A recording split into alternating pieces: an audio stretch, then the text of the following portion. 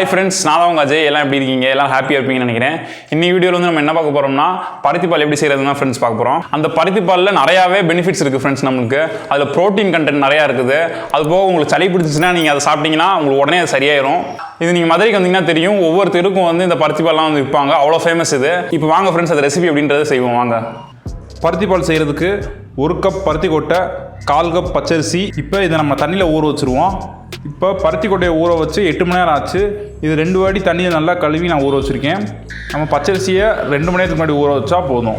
அடுத்து 2 கப் வெல்லத்தை பொடி பண்ணி வச்சுக்கிடுவோம். 1/2 கப் தேங்காவை துருவி வச்சுக்கிடுவோம். ஒரு சுக்கு 2 ஏலக்காவை நல்லா தட்டி வச்சுக்கிடுவோம். இப்போ நம்ம இந்த பருத்தி கொட்டையை அரைச்சி இதில் பால் எடுத்து வந்துடுவோம்.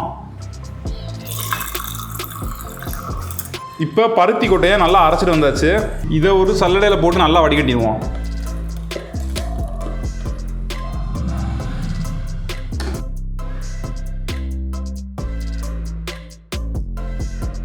பாருங்க, அதுலேருந்து நல்லா திக்காக பால் வந்திருக்கா.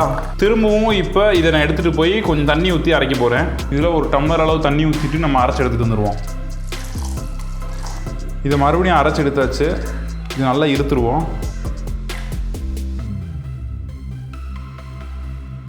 இப்போ நம்மளுக்கு இந்த பால் கிடச்சிருச்சு. இப்போ நம்ம இந்த எடுத்து வச்சுருந்த பச்சரிசியை நல்லா மிக்சியில் போட்டு அரைச்சி எடுத்துகிட்டு வந்துடுவோம். இப்போ ஊற வச்ச பச்சரிசியை நல்லா அரைச்சி எடுத்து வந்தாச்சு. இப்போ பருத்தி பாலை காய்ச்சிருவோம்.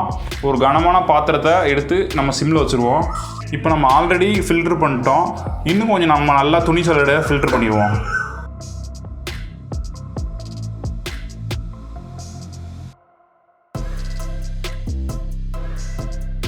பாருங்க, இதில் இவ்வளோ சக்கரை இருக்குது. இதை மிதமான தீயில் வச்சு நல்லா கிண்டுறேன். இப்போ இதே நேரத்தில் மண்டை வெல்லத்தை பக்கத்து அடுப்பில் நான் கரைக்க போகிறேன். இதில் சுக்கும் ஏலக்காவும் சேர்த்துக்கிறேன். ஒரு டம்ளர் அளவு தண்ணி ஊற்றிக்கிடுவோம் நம்ம. இப்போ இது கொதிக்க ஆரம்பிச்சிருச்சு. இந்த நேரத்தில் நம்ம அரைச்சி வச்ச பச்சரிசி கலவையை சேர்த்துக்கிடுவோம். இந்த ஸ்டேஜில் அடியில் பிடிக்க ஆரம்பிக்கும். அதனால் நம்ம மிதமான தீயில் வச்சு அப்படி மெதுவாக கிண்டிகிட்டே இருக்கணும். இப்போ வெல்லம் நல்லா கரைஞ்சிருச்சு. இந்த ஸ்டேஜில் நம்ம அடுப்பை ஆஃப் பண்ணிடுவோம். ஒரு 5 நிமிஷம் இதே மாதிரி மிதமான தீயில் வச்சு கிண்டிகிட்டு இருப்போம். அந்த பருத்தி கொட்டையோட பச்சை வாசனை போகிற வரைக்கும் நல்லா கிண்டணும். இப்போ கரைச்சி வச்ச வெல்லத்தை இதில் இது தூத்திடுவோம்.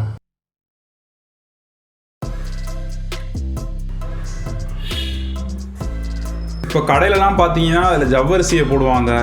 பார்க்க அழகாக இருக்கும். நம்ம வீட்டில் செய்கிறனால அதெல்லாம் நமக்கு தேவையில்லை. இதுவே நல்லா டேஸ்ட்டாக இருக்கும். இப்போ இந்த ஸ்டேஜ்லேயே நான் அடுப்பு ஆஃப் பண்ணிடுறேன். இதுக்கு மேலே நம்ம அடுப்பு ஆன் வச்சுருந்தா இது ரொம்ப கட்டியாயிரும். இப்போ நம்ம கடைசியாக இந்த தேங்காய் துருவனதை இது மேலே போட்டுருவோம்.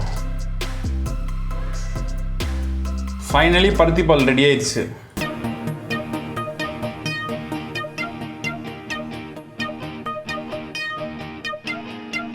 ஃப்ரெண்ட்ஸ் வாங்க பருத்தி பால் டேஸ்ட் பண்ணிடலாம்.